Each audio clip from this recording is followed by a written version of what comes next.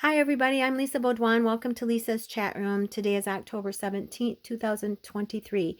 Conversation is going to be what I do to dry my clothes. How do I handle that? And then how do I handle cleaning out the lint filter along with the dryer balls that I use to make it so that I don't have to use any kind of fabric softener in my drying process. But before I begin, I have to disclose to you that I'm not an expert in anything. Anything I share with you, if you try it, use it, or buy it, you do so at your own risk and peril. Second, I am not endorsed by any of these people. I do not work for them, and products that I talk about, and I do not get any money from them either. Okay, I actually got flagged by YouTube because I posted a video, and I think it's because I said the price of them because I was at Walmart, and they literally flagged that video. I took it down. So today I'm just going to touch base with the dryer balls that I use in here. I'm not going to give you the price, but I will put the link in the description below. You decide what you want to do. So also too, I'm almost done with this part of the playlist. I'm going to be creating a playbook plan. Please make sure you click the like, subscribe, and that notification button so that you can watch future updates, because my progression is as I get to know things. When I first started out, I didn't do things the way I do now, and I'm just sharing with you things that are quicker, faster, they seem to work better. Here, I'm actually telling you, just in review, the last video I posted, I talk about, first of all, the two different ways I handle my clothes, but also the two different types of ways these chemicals get into cloth, which would mostly be type number one, which is through brand new imported cloth type materials or products or whatever. Not all of them, but some of them. And what I'm finding in my research is that, and not all the time, okay, but a lot of times what happens is these materials are getting doused in formaldehyde, and then what happens is they heat them up and then they iron it in. So it is like a resin. It breaks down eventually into a powder form. It does remind me of lead-based paint. Lead works the same way in lead-based paint. It breaks down into a powder form and then it ends up on the floor and then you drag it around. It's the same thing. And what I call that is chemical dander, that breaking down, that powder. Because what will happen is, say I buy a brand new shirt and I put it into my little cupboard there that I've already gotten all that clean. There's no chemical residue on it. If I buy the brand new shirt and put it in there, that residue from the new shirt is going to get all over everything. It's a powder. It's actually terrible. So it's one of the worst allergies you could possibly have. It is much like a pollen allergy, right? Because you can't control pollen. That's really difficult too. And I don't know much about pollen allergies. I do study it a little bit because I want to understand allergies. And in videos to come, I'm going to be talking about the medical part of this, the therapies, remedies, what's going on in my body, those types of things. But I'm also going to be talking about what is this stuff. And the thing is in my research, at least in my opinion, I don't want this in my house. Most of the information I find out, certain places will say, within certain limitations, you're fine. Well, you know what? I don't want it in my home, period. The reason I think these preservatives and things are in the clothing in the first place is because if we're importing products from overseas or any kind of ocean or water or even land where it's hot, these products can gain mildew. And so the preservatives are in there so that prevents that. That's what I think. I'm just making a supposition, a theory. One of the ways to stop that instead of using chemicals is to vacuum contain the cloth, the material. If you vacuum contain the material, mold will not grow. So that, I think, is the way to solve this problem, because I do think eventually, just like the lead-based paint issue, they're going to find out that this is a problem, and they already are. And I will again share videos with you that I've researched and looked at, but that's going to be a different leg of this playlist. So I'm going to show you how to create a playbook plan, and you're going to have different, they're called tabs. You're going to have a spreadsheet with tabs, and each tab is going to have a subject. This is one of the subjects. How do I get this stuff from coming in my home? So we've got the imported clothing. That gets treated there. I spray it down with the glass cleaner really well. I use very hot water. I separate my colors. Don't put purple with red or black or white. And I actually do colors, like if it's purple or blue, I do them separate. Certain items will do completely separately. I use absolutely hot water to try to get the resin out, and I'll go over and over 6 to 7 times. And the reason I'm telling you that is so that you know that's about how much it takes for me not to sense it. Now, sometimes I still sense it. And the thing is, there are people that are aware, and they've told me that they pre-wash their clothes before they wear them.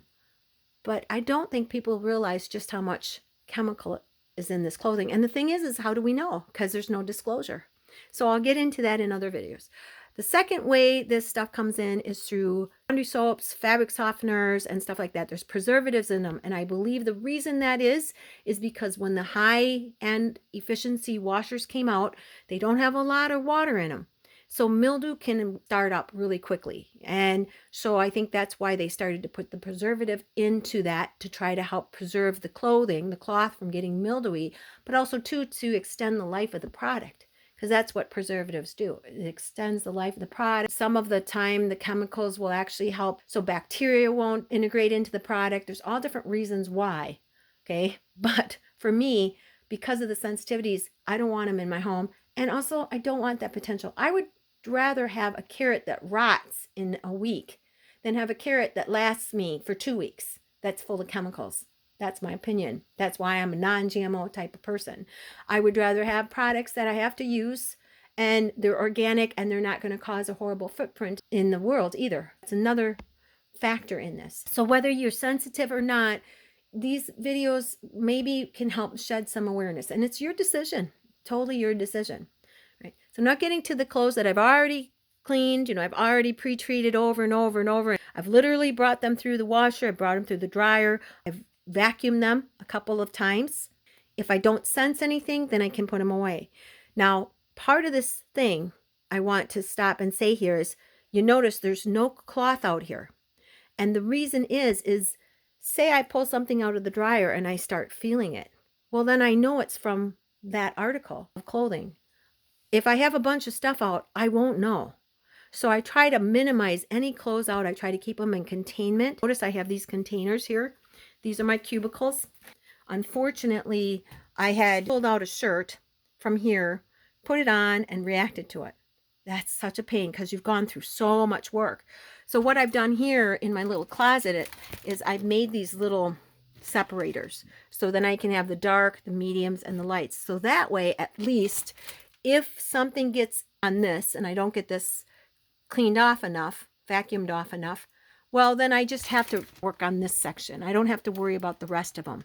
That's why I did that. And also to containment, I keep separate containers for the darks and the lights. So if something gets chemical dander in here, I don't have to worry about this. And every once in a while, I'll just pull everything out, kind of just vacuum it over, put it back in, just in case. I know. But to me, especially things like tank tops and pants, it's harder to get it out of lace, tight knit, anything tight knit, terry cloth, fleece, flannel. That's when it's really tough to get it out. Pillows, pillowcases, any kind of hems, it's really tough to get it out. I think I have a video out there about the vacuuming, and I actually will make a video of how I vacuum, but it's pretty self-explanatory. I just vacuum and then I use the brush attachment and I just go over it and over it and over it. So then when I wear something and I come home, I will literally vacuum it off with the brush attachment. I'm vacuuming myself off, and then I will throw it in here. And it doesn't matter what it is. If it's coat, it's in this area until I make darn sure that there's nothing on it. And how I do that is I just hang it up and I just wait. My sensitivity is not immediate. That's one thing I found out yesterday when I went to an allergist, and I will be posting videos. I will not tell you what doctor I'm going to. I will not do any interviews with them. Most doctors don't want to be interviewed with this, but I will tell you the findings and the things that I'm going through and researching. Because the difficult part is I don't know which chemicals I'm allergic to or sensitive to, and I don't know how this works totally. I have a general idea, but there's a lot more to it, and I'm not an expert in that area. So I am going to a doctor and trying to get some help. But anyway, back to here. I wear something out, I vacuum it, put it in here, vacuum it, put it in here, which this is where I vacuum it, by the way, and every couple of times I clean that out with my attachment, with my brush attachment. Then I throw it in the washer. Then I throw it in the dryer. I pull it out. I vacuum it, set it on top, vacuum it again, and put it away. That's about how many times it takes me to completely remove the powder from items. You may say, oh my God, that's a lot of work. Yep. But it also shows you when you're not allergic to something, just how much chemical residue is still in the items that you have. So you can either follow my suit or not. It's totally up to you. But this is about how many times it takes for me to get the powdery resin out of the clothes completely. And sometimes I still have it in there, especially when it's the tight knits, it's the lace, any kind of like sheer fabric even. It seems like sheer fabric. It's really tough to get out, which I use my brush attachment very gently on them. So that's what I do, all right? And I've just kind of reviewed it again with you, just in case you didn't watch that video. I will put a link below if you want to watch it. So here I'm going to show you these two new accessories that I have, and these are to clean out the lint filter. So how I clean a lint filter. Now here I've got my vacuum, and it doesn't work this way. I'm just having this in here to hold it. If I wanted to extend this, I would push that green button, pull this out, and then I would put it in, and there's like a lock, and then I could extend it out and use that as an extender. But I don't really need it down here. Here's the, I just call this the black attachment. I don't know what to call it. But anyway, what I do is I slowly pull out my lint filter and I vacuum on both sides as I'm pulling it out. And then once I get it out, I use the long attachment and I feed that down into the lint chamber, and it works really well. The only negative thing about it is that I wish that it would have had wire in here to hold it a little firmly, because it is really flimsy. So you just gotta kind of maneuver it down, and I'm going to do that right now. And basically all you do is you just take your part of your attachment here and you feed it right here. You just push it in and it holds it really tight.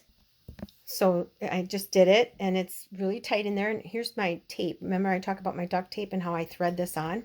Works perfect. And so, but I put this on and I hold it really tight. And then once I've got this off, and I've just vacuumed this out, so I'm okay. So I'm going to slowly remove it. I still slowly remove it because I don't want debris all over. And then I'm just going to feed this down into the lint filter chamber. And I'm not going to turn the vacuum on because it would be really super loud. But what I do is I just kind of gently move it back and forth, and then I just bring it up and up and up. And then I go back down. And I just do that a few times. I'll take this out and I'll use this brush. Now, I like the brush. My only negative thing about this brush is it's not long enough. It does get down there, but it just, I don't think it gets down as far as what I was hoping. So I may duct tape a handle on here. Be very careful because you don't want the handle to fall in to your chamber. So, but this just basically goes down in here. Pull out this hose like this. Very slowly, and then I'll just put this down here like that. I'll go down as far as I can, and I'll just go back and forth. See, and I think it does hit the bottom. Kind of sounds like it. And then as I pull it out, again, I will slowly vacuum this off as I pull it out because I don't want that debris all over my basement. So I'll pull that out, clean that off. It does work. I'm going to show you.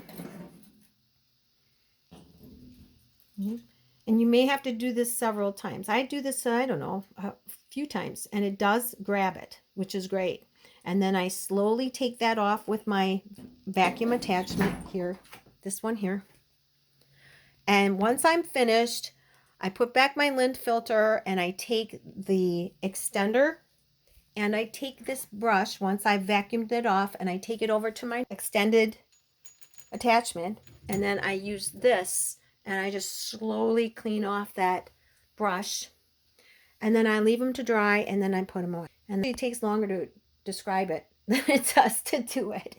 It doesn't really take that long. Now, because I pre-vacuum, a lot of times I won't have a whole heck of a lot of dust. I won't have a lot of lint, but you're going to be surprised at how much lint you have. And I'm going to do a garment lint vacuum challenge. So the challenge will be where you start with a clean container, dump everything out, take 5 garments, either t-shirts or leggings or something like that, and vacuum them. Or you could use 2 towels. Just do 2 towels. It should be plenty because it's kind of like the equivalent, maybe even more. And once you vacuum them, check out your vacuum container. You're going to be so surprised at how much lint is in there. And The thing is this lint is gray. So what is that? Is that cloth or is that chemical?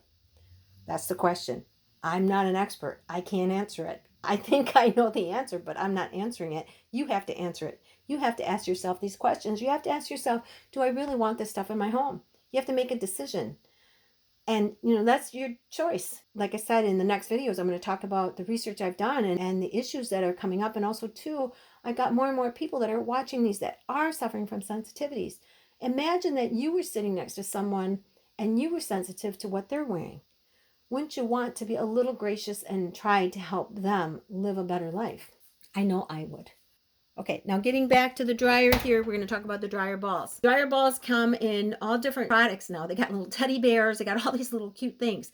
The thing about it is if you use a dryer ball, what happens is it helps remove that static. It helps break down that electron flow because electrons are just floating all over the place when you're heating them up and moving them in fabrics. So that helps eliminate it. But the other thing is don't over dry your fabrics. Put them on for a limited time and then see if they're dry. And back in the day, before I had these chemical sensitivities, I actually hung up my clothes, let them dry, and then I just throw them in a dryer and let them fluff for a couple minutes. That's really the ultimate way to do it. For me, I have to do it this way because of my chemical sensitivities. I have to dry them first, and this does help remove the rest of the chemicals out into the lint and out into the air, which is sad because I hate putting a footprint like this, a chemical footprint out, but I have to. I have no choice. So I have a couple different dryer balls here. These are the older ones that I've had. These are nice. These are very hard plastic. I think they were a little bit more expensive than these. These were actually pretty inexpensive, and you can find them at any, store. Just do a search. You can buy them online. These are softer. You can hear there's air in them. So when I'm drying something and I vacuum that and put that away, then I'll come into the dryer. That's the final step. I will use my brush attachment and I will slowly vacuum these two vents, and then I will vacuum the ceiling, and I'll just come down, always coming down this way. I will vacuum off the balls because powder gets on these too, and I will vacuum off the door. Right. Then what I do is I take my little duster that I love these dusters. I'll spritz it with a little glass cleaner, and I'll go in there and I'll just run it around really quickly. Doing that, what happens is I have this method. When it's clean, it hangs up. When it's dirty, it's sitting down here. So once I'm done with everything, what I do is I spritz this again and I kind of wipe everything down. Sometimes I will use paper towel if I'm sensing something. Then I will take and I'll use the brush attachment and I will clean this off very slowly in here, and then I will hang it back up right here. That way I know there's nothing on it. I'm ready to go for the next time. I'll put everything away. I've wiped myself off. I've kind of slowly, very carefully dusted everything off, vacuumed everything away, and I'm ready to go for the next time. And I haven't found a better way yet. If I do, I will definitely post it. That's it for this video. Please like, subscribe, and share with your friends and family. And please stay safe and stay healthy. And I'll see you again next time in Lisa's chat room.